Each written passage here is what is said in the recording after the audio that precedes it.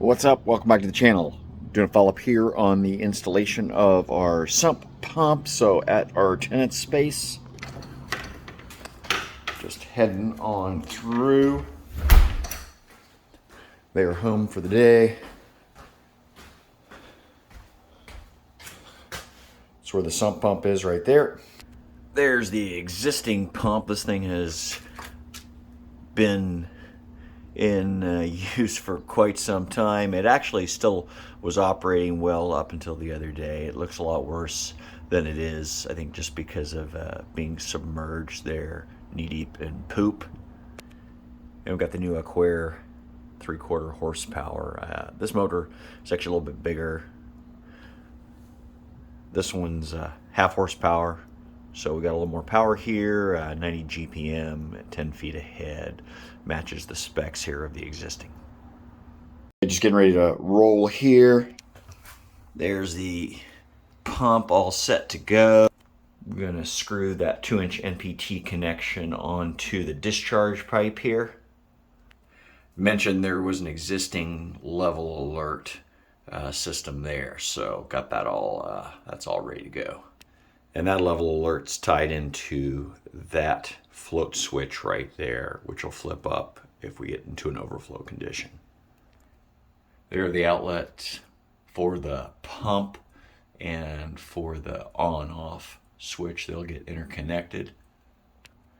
And there on the left, that's the pumped outlet that heads off to the sewage discharge. And there on the right, that's our intake gravity pipe. And there's that sump right down below. We're ready to get this thing installed. And there you have it. There's the new sump pump with the discharge pipe. There's our float level. There's that lid. Got some rust there.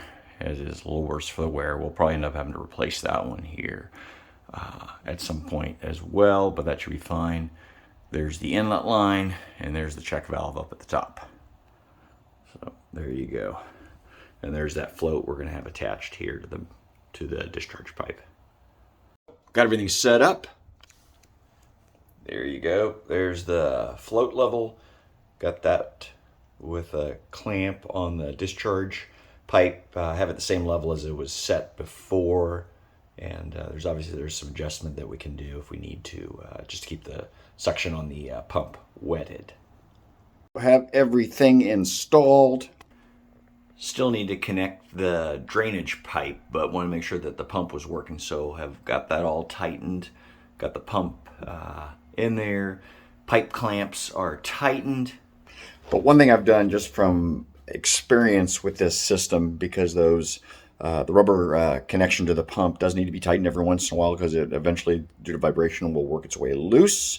Don't ask me how I know that. And it will spew pumped sewage lots of different directions. So what I'm doing here is I've got the pump connected to an extension cord, and I'm going to plug it into the wall far from the pump, just in case.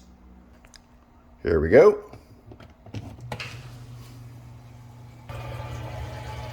And it looks like we are draining, and it sounds like we've got success here. We'll just need to see if that level sensor turns it off. So it sounds like we got a little bit of short cycling, and we'll need to adjust it. Everything reinstalled here.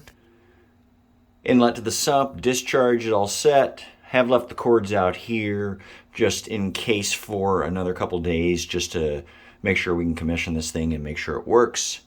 The level sensor is up and operational, or I should say the alarm is operational here, so that'll let us know if anything does go wrong.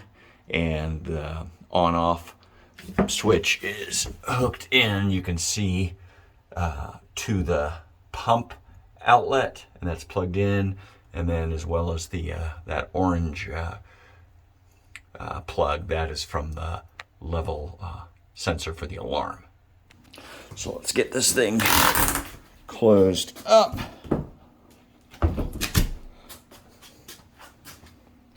And there we have it for now. Let's keep our fingers crossed, and hopefully this will work. Thanks for joining me on this adventure getting the new sump installed, and we'll see you in the next one. Peace.